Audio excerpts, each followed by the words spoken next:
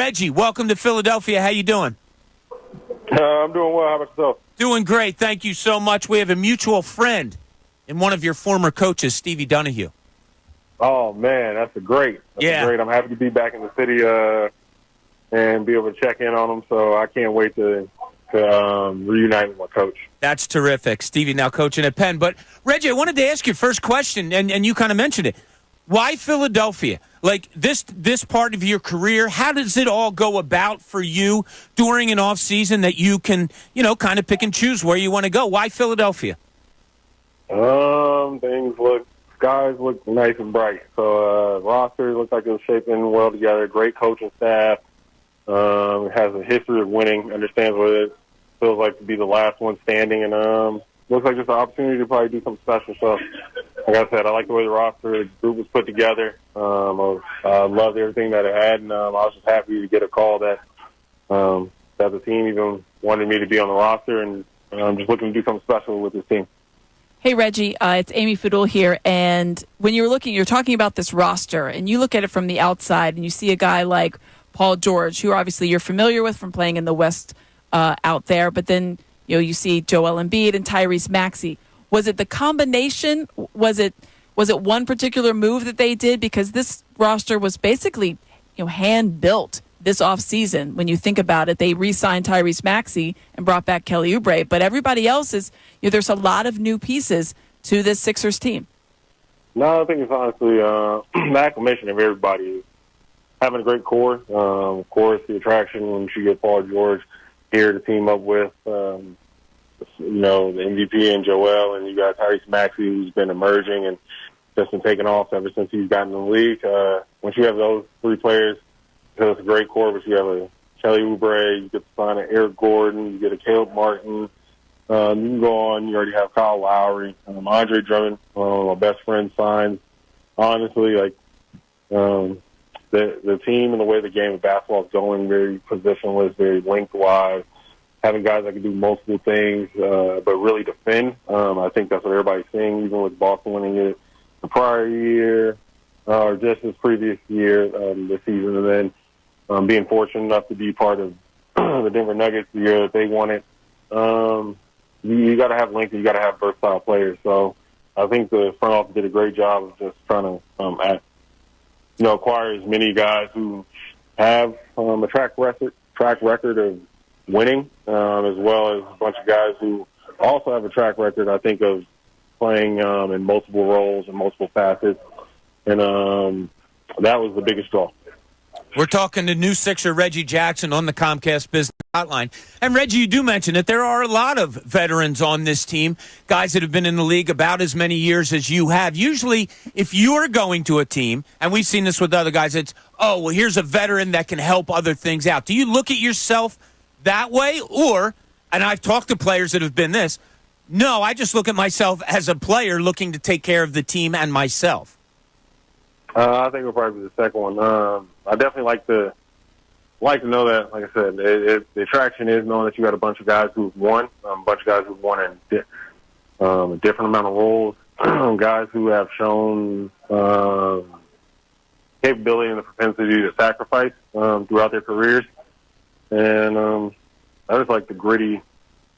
I like the group. Like, honestly, I love that a lot of guys that I've watched over their career, how gritty they are, how determined they are, how a lot of them, I feel, guess the term, is got it out the mud, the way that they play.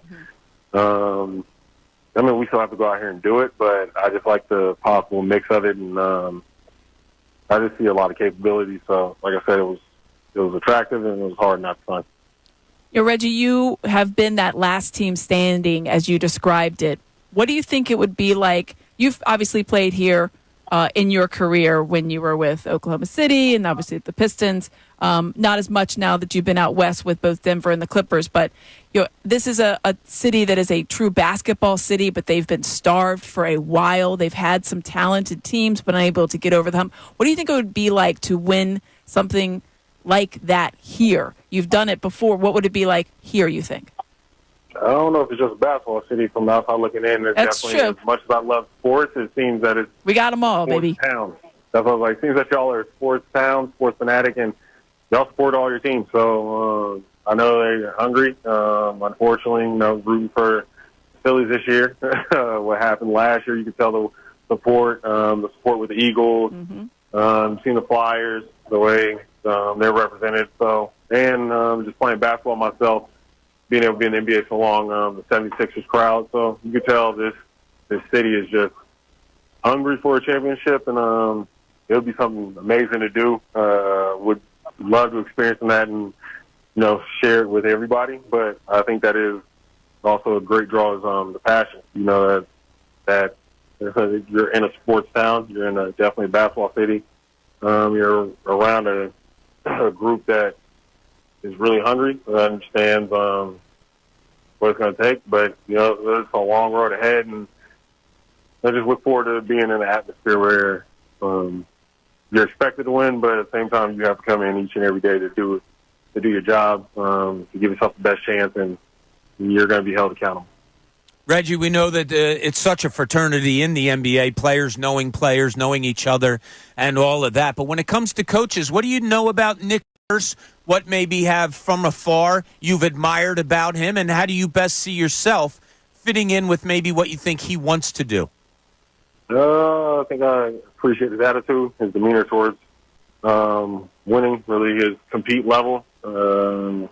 Everybody just looks a lot of times at the X's and O's that coaches have, but being able to be part of his game, I like to see their emotion. I like to see their approach. I like to see how they fight, for their players, for their team. And I've definitely enjoyed watching Nick ever since the Raptors. He had a pretty special group over there.